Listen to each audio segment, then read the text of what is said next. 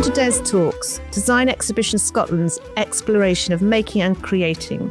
I'm Susanna Beaumont, and I look forward to sharing with you inspiring conversations with some of our most adventurous, curious and brilliant designers, artists, makers and curators. We talk ideas and inspiration, challenges and influences, and of course the joy of creativity. In this episode, I meet makers Viv Lee and Jonathan Wade in their Glasgow studio.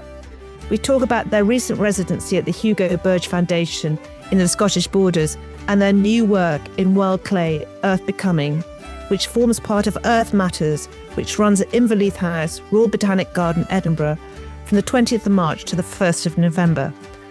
I do hope you enjoy our conversation.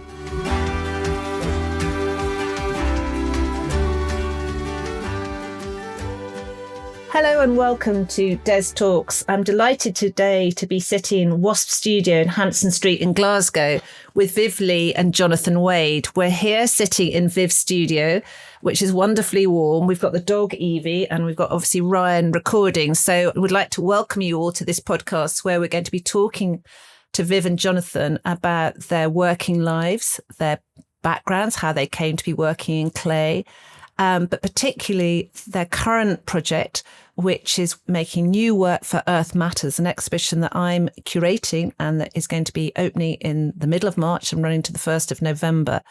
So we're going to be talking and exploring their ideas and this wonderful work that they are going to be showing at Inverleith House at Royal Botanic Garden, Edinburgh. So welcome, Viv and Jonathan. Hi, thank you. Hi, thank you for having us. Oh, thank you. And thank you. We've got wonderful walnut cookies as well. So so painting a picture that everybody can, I hope, and they're very, very good. So thank you.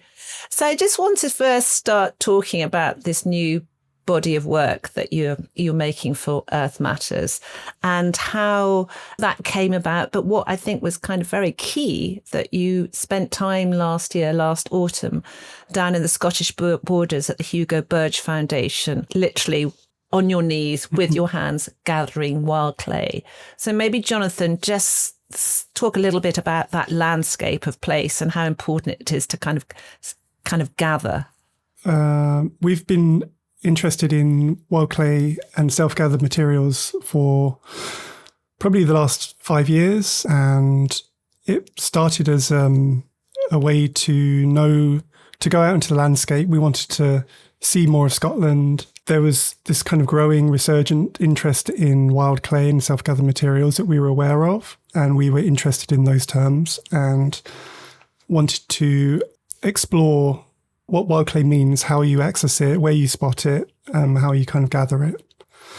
And we began making the first project that we made using wild clay was related to an exhibition that Bard in Edinburgh had, the Bard Gallery, and we gathered some wild clay and moulded it in some plaster moulds. And the idea was that we would alter the clay as little as possible, so we would preserve the clay as we found it. And what is wild clay? How would you define wild clay? Is it something that is kind of existing in the landscape and that you can spy it? So how do you identify it and what exactly is it? So clay as a mineral exists in the world. It's very plentiful, particularly in the central belt of Scotland. It's a mineral that's decomposed from granite. Obviously, there's lots of granite in Scotland and volcanic processes, and it's weathered, and then the granite is weathered and the clay minerals form and then move down using water action and glacial action to deposit in certain areas. And some deposits are really deep. Obviously, people have been making bricks and tiles and that kind of thing for millennia, for a really long time. And in central belt of Scotland, there's a history of ceramic industry often alongside the coal industry and steel industry. There's fire clays, which are really high temperature clays, which are often mined alongside coal. And those were used to make furnace bricks and that kind of thing. So I was aware of like this. I started to look at maps of old industrial sites and that kind of thing. And we were walking outside at the same time and looking in the landscape with this awareness. Clay as a mineral that you find in the landscape behaves similarly to clay from a bag. It has the similar characteristics. It has this kind of slice and this kind of slidiness that people would recognize as soon as it's in their hand because of the very fine particles of clay. And that gives it its strength in how we use it in techniques as well. Because it was a wonderful, that stretch of the Scottish borders where you can see in the soil, that kind of rich red, and you can see, it's very good for growing and for crops. And we should also say the Hugo Burge Foundation is, as I say, very near the town of Duns. And just further east is where James Hutton, who were celebrating earth matters, the kind of extraordinary 18th century geologist and farmer, he farmed there. And so it's brilliant the way you're talking about it, because this is exactly how I'm sure he would have talked and looked at the ground beneath his feet and soil erosion and that constant shifting of the earth. But for you, Viv, you spent a fortnight at the Hugo Burge Foundation. Was it simply that kind of ability to be out of the studio, outdoors and in the landscape and literally sniffing the air and looking down at the ground beneath your feet? Absolutely. I think having time out of the studio on the residency really allowed us that space to be in the landscape and to spend the time looking and noticing. And those sort of things you don't ordinarily have on day-to-day part of the studio experience. And it takes a lot of time. It's being in the environment, looking, touching, walking. So I think being in that landscape and having access to that was really, really rich. And even when you work with wild clay, you notice the real diversity. So noticing that in the landscape, taking time to notice when you see something that looks like clay, being able to go up to it, touch it, gather it, feel it in your hands, test it, roll it, and see, we really were able to collect about 15 samples, which is extraordinary number of samples compared to... How many miles was that? Mostly was on the estate because we had really good access to the estate. But there was diversity, quite a lot of diversity there. And then we were also able to go to Slyhouse's farm, which is where Hutton farmed, and spoke to the farmer there. And they preserve his marl pit, which is where he dug this mineral-rich clay from the ground to spread on the soils to enrich his soils. And so we could access that site. It's kind of a preserved site, and there's information there. And but speaking to the farmer, we were able to gather samples on his property as well. Yeah, so. I think, and that's the thing, when you touch it, clay is so different from what you might get from a commercial bag of clay. Sometimes it appears really crumbly, and we found that with some of the clays in Marchmont House. And sometimes it's very slidey and mud-like and just, very plastic. And so we really wanted to, when we were working with it, to try and retain as much of those characteristics that we encountered when we first encountered the material. So if it was crumbly, how could we preserve that? If it was very diverse with lots of different rocks and sediment and other things incorporated in it, how can we preserve that? And what would happen if it was fired to this temperature, low fire or higher fired?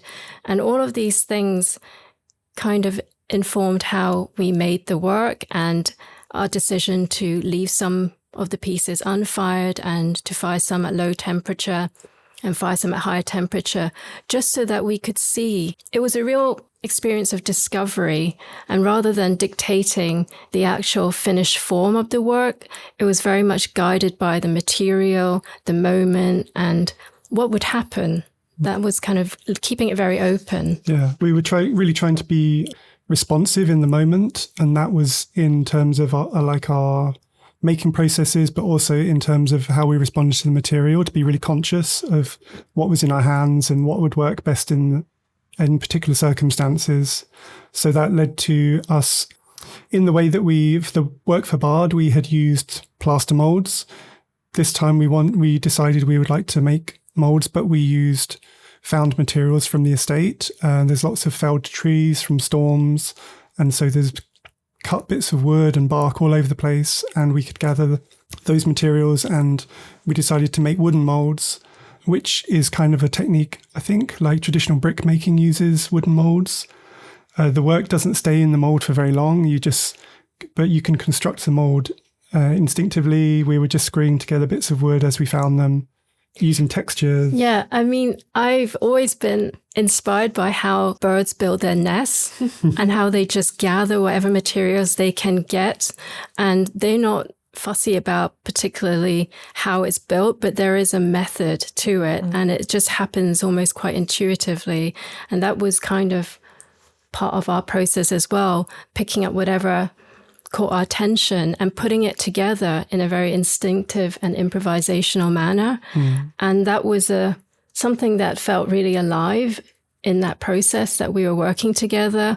One of us might suggest something and the other one would come up with another idea and build on that. And it really moved that process along for us in a very natural, evolutionary manner.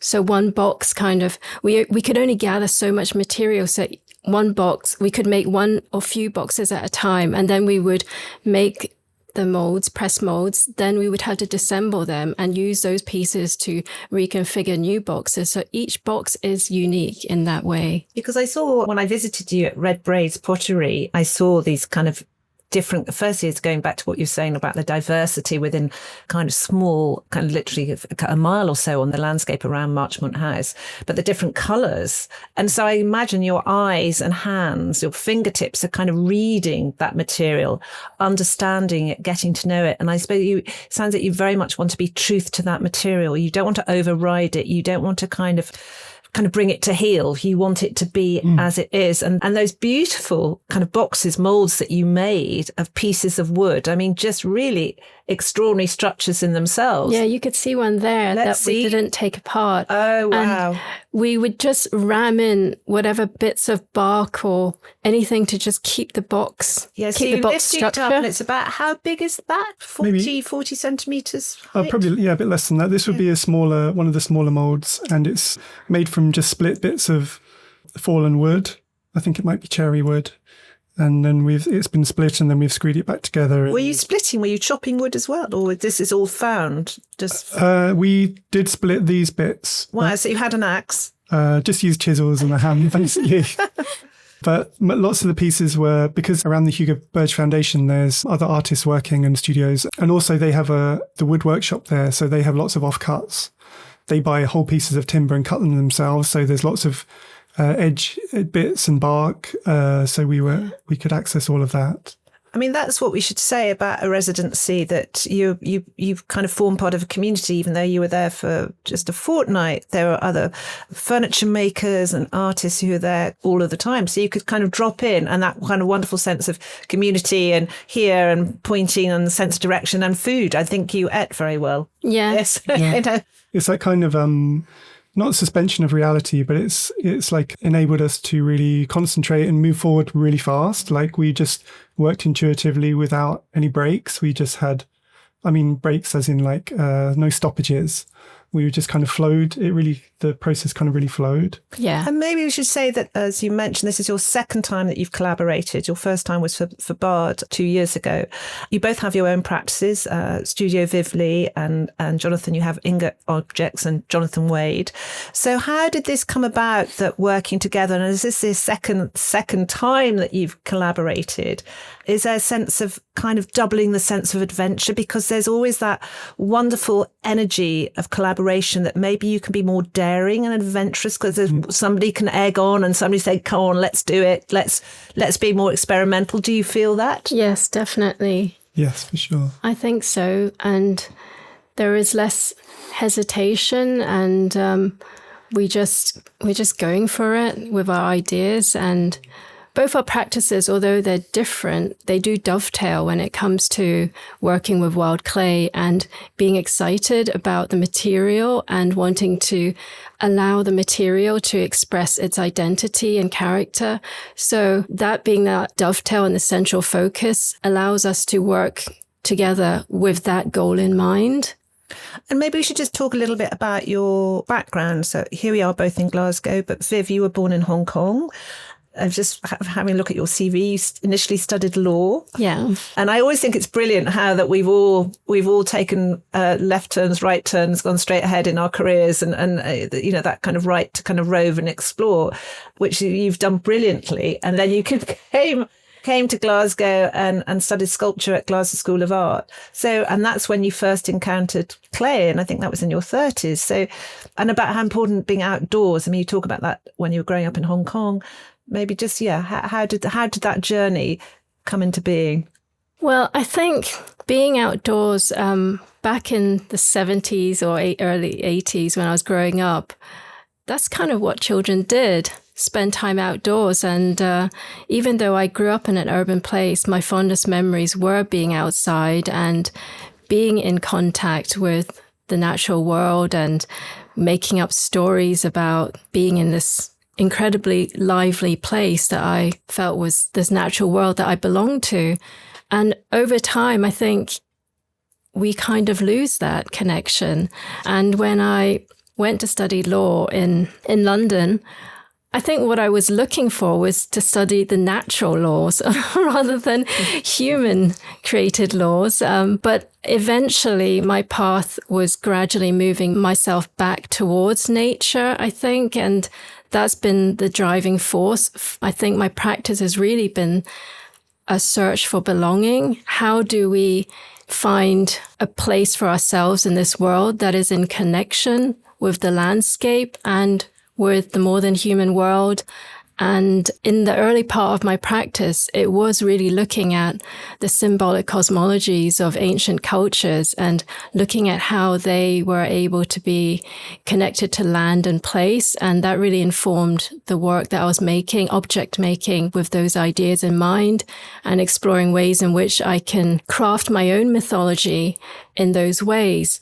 But I think this project, in particular, working with wild clay, has really shifted that for me as well, from symbolic object making more to an embodied practice, and having that kind of sense of belonging coming from a direct relationship to place. So I think if I look back at my journey, it's always been about moving towards this, finding that connection to the world and to myself. And I think it's a balance of that relationship that is both to our internal world and to our external world. So that's really kind of where my practice is exploring and moving forward.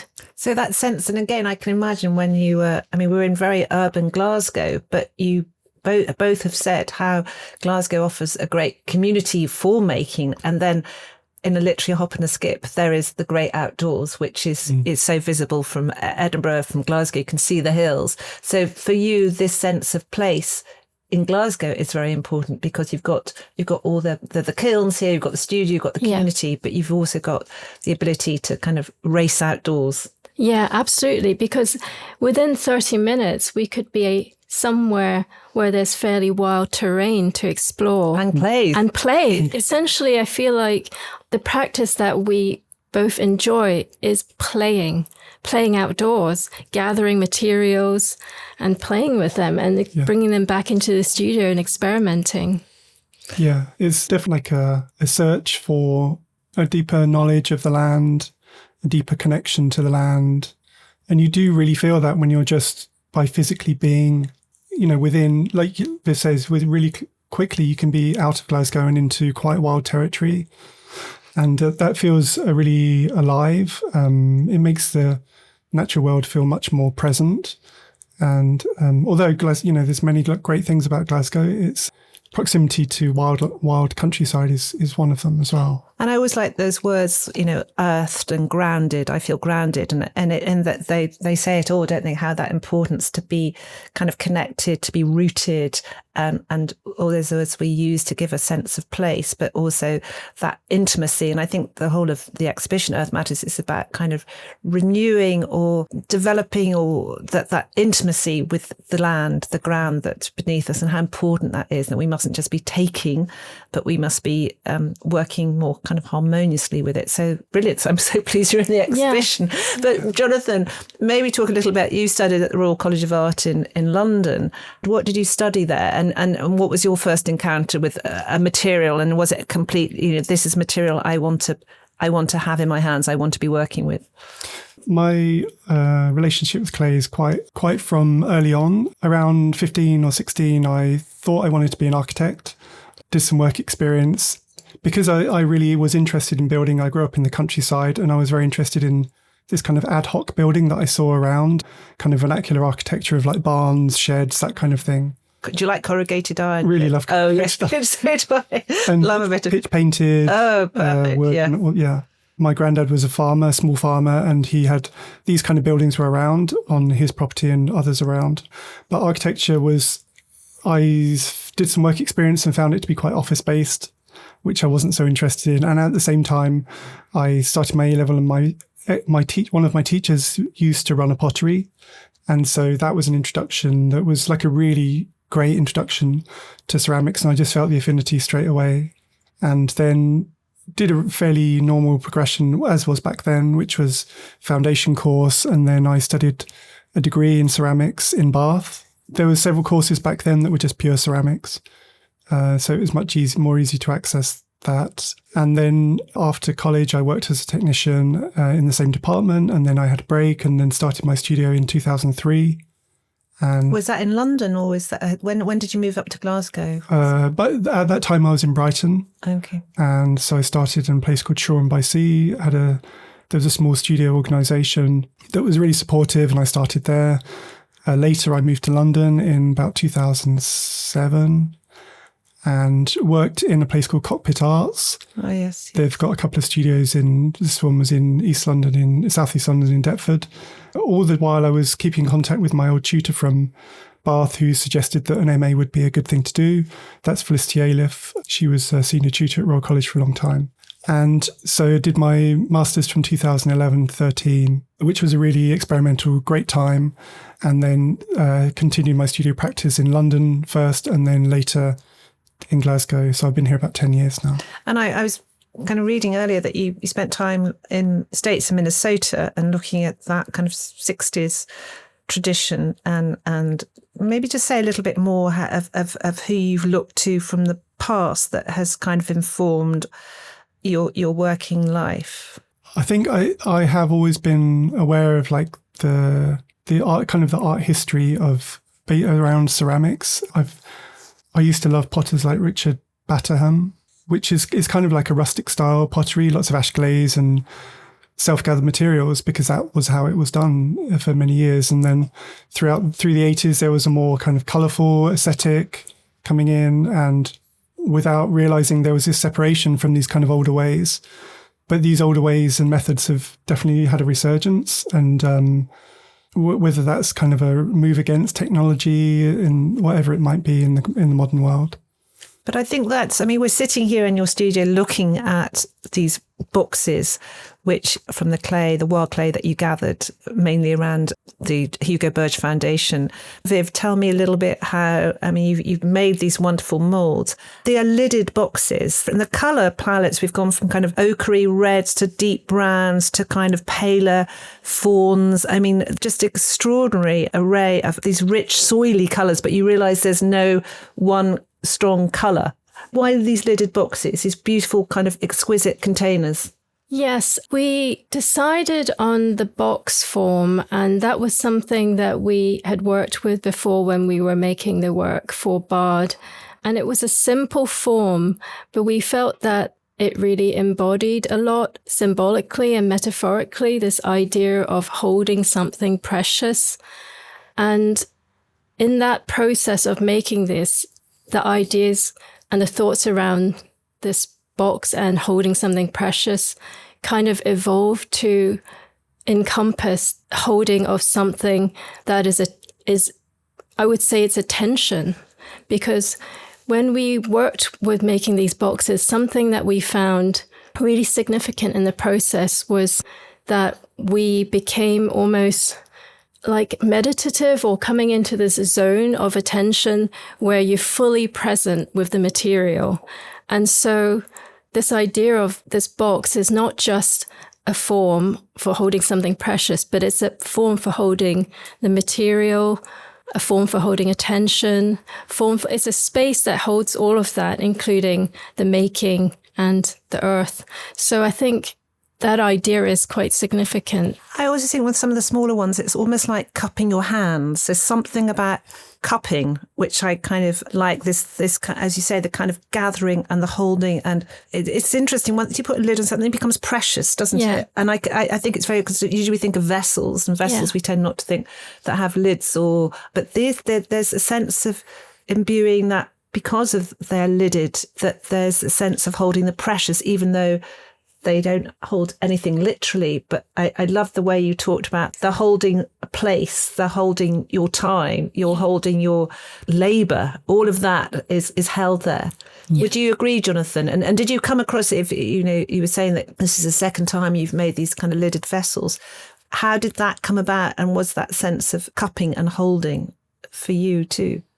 Yeah, because we want, the idea from the very beginning was to preserve show this reverence for the material. And so the box, this preciousness of an idea of a box kind of combined with that. And with these ones, we were being much looser with our treatments. First with the plaster mould ones, where we were really just trying to show the clay, this in terms of its surface patterns and variability. With these ones, we were really trying to show more of the physical quality. So it was really refreshing to have these approaches where we don't judge. We really tried not to judge and just allow the material to express itself, and we accept what comes from the mould, because that is the expression. That is the clay showing its qualities, and whether it has different qualities at different temperatures, we are just there to help the material express its various qualities. So you're not artist makers who are looking at transformation. You're not wanting to transform.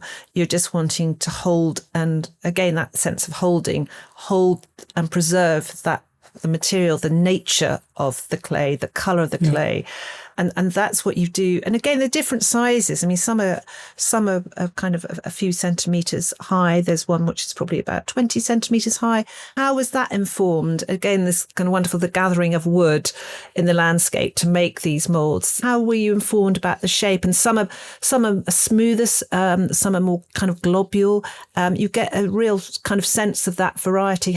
What informed that was simply kind of looking and listening at the clay that you'd gathered? It's the materials. So because we were using recycling timber that we gathered with each mould, so every time we reconfigured it, we might have to cut it down or alter the shape slightly so that we can make another mould. And so that influenced the scale. But the material itself, the different clays have different properties.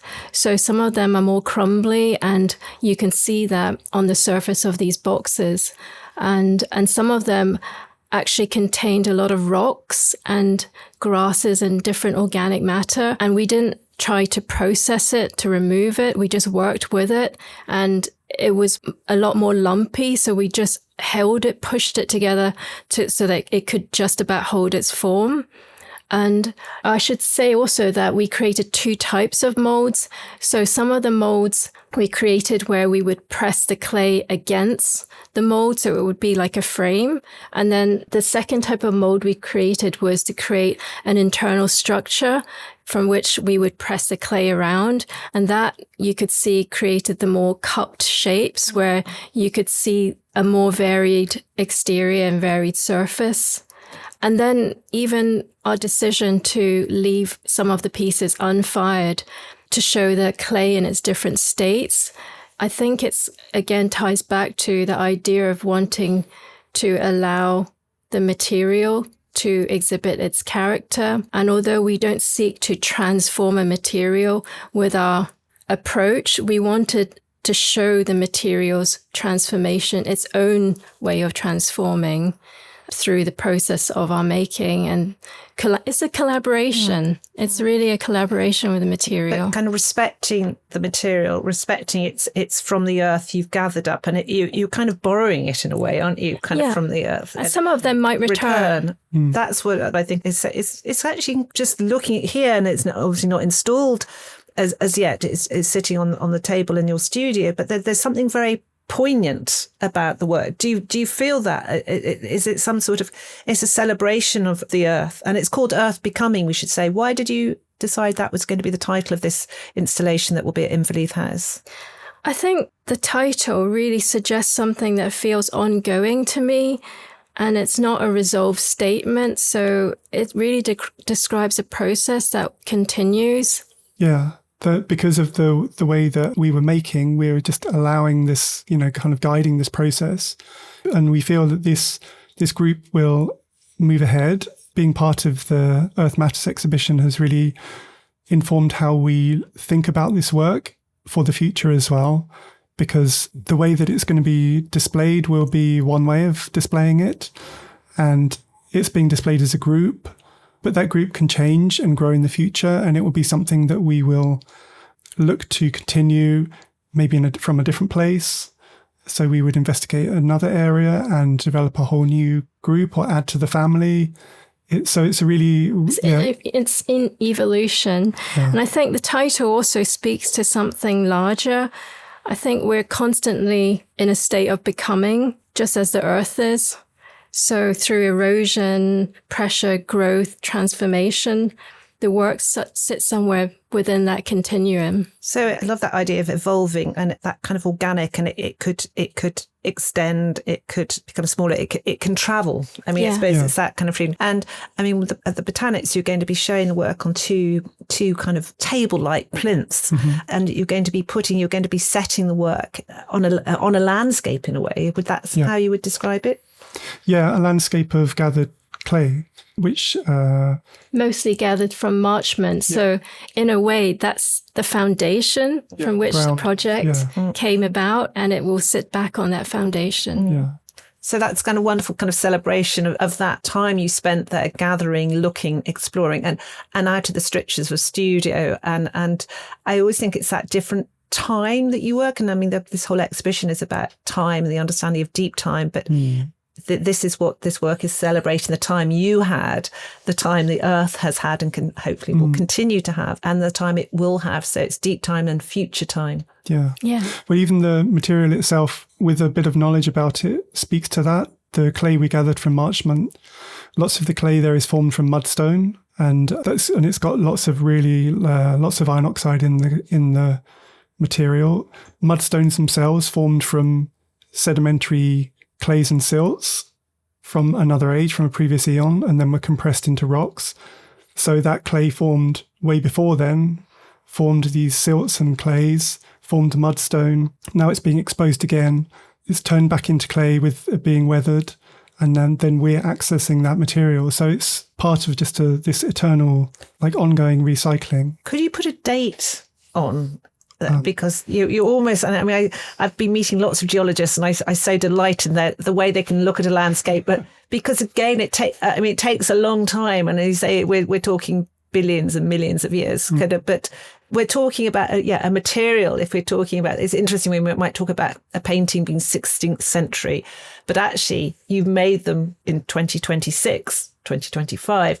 But the material you are using is ancient. Well, you go for ancient. Yeah. I'm not a geological expert by any means. Yeah. I know lots of the fire clays in Glasgow that are mined with coal. I can't remember when. Is it Cretaceous? Yes, this is. Which is like pre-dinosaurs.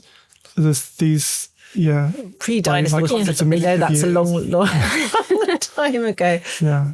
But I think I'm just kind of thinking on that. I hadn't. Even I'm still exploring the way I respond to work. But that idea of the material, the ancientness of the material in itself is kind of, as we're sitting here, being kind of slightly boggled brilliantly by that. So I think that's what. Do you feel it's so humbling when you work with this material to think, I'm really very insignificant. This earth is incredible and has been going for a long, long time and will continue. And that's something that you really take away with when you work with the material and you gather it yourself, and you realize, you look at the layers in which it's laid out, that direct relationship. It's something entirely different, I think, than working with commercial clay bodies. Yeah, I think that's really on view in Scotland as well. Scotland's geology is really incredibly diverse, and that led to Hutton personally having realizations about deep time and where the earth, how the earth formed. And so it's really, as Viv says, it's really humbling to being able to use materials in that way that have that link to times like before us. Yeah, totally. And I've always liked the word to be humbled, because I think sometimes we're not sufficiently humbled, and we should, that idea of kind of respecting something that's greater than us, and we're so fleeting. And as you say, Hutton, he was born in Edinburgh, and I think probably every morning he looked up and looked at Salisbury Crags and Arthur's Seat. And the way we do, and when I see tourists, that gasp of here in this capital of Scotland, there is this kind of wonderful volcanic wreckage, and how you can imagine him thinking, God, how, why, what, and we still do that. And I think we are humbled and curious. And I think you've kind of shown that so beautifully. Yeah, celebration of the earth. But will you continue to collaborate after these adventures and in the borders and exploring? Is that something you've obviously, as I said, you've got your own practices? Yes, definitely. Yeah. Do you agree, Jonathan? Absolutely. There's only one right answer. That's the one. We really view this project living on in the future, and the both things together, the residency and the exhibition, have really got us moving in a way that we feel really invigorated, and we're really looking forward to continuing the project. Brilliant. Well, we should say thank you to the Hugo Burge Foundation, who had you, and do everybody look them up. They've got a website, and also if you're down in that stretch, Sicker Point, I think you went to Sicker Point, which is just south of Dunbar, and it's where Hutton went and looked at the kind of rock formations and this folding and lapping a frozen, what is now kind of frozen stone and rock, but once was fluid and molten. So I think that whole stretch is so brilliant. Of course, Arthur's Seat and Salisbury Crag as well. But thank you so much for sharing so beautifully and openly the way you work and Earth Becoming. So thank you, being really generous, and everybody come along to Earth Matters, which opens on the 20th March but runs all the way to the 1st of November. But thank you so much to Viv and Jonathan. And Evie the dog, who's been so, where is she? Sleeping. Oh, there she is. What she does best. Yeah, she does it beautifully and quietly. But thank you so much. Earth Matters runs at Inverleith House, Royal Botanic Garden, Edinburgh, from the 20th of March to the 1st of November, curated by Design Exhibition Scotland in partnership with the Botanics. Thank you so much for listening to Des Talks. Please do spread the word, share, subscribe, rate and rave. We really do want to reach as many listeners as possible, far and wide. And don't forget to explore our previous 11 podcasts, such as our conversation about the work of Donald Locke, the Guyanese artist who studied at Edinburgh College of Art in the 1960s, or our exploration of thread memory, embroidery from Palestine, which is currently on at V&A Dundee.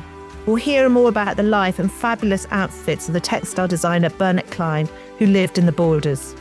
And a huge thanks to musician Malin Lewis for cycle lane, which accompanies Des Talks, and to Ryan Scott Media for production.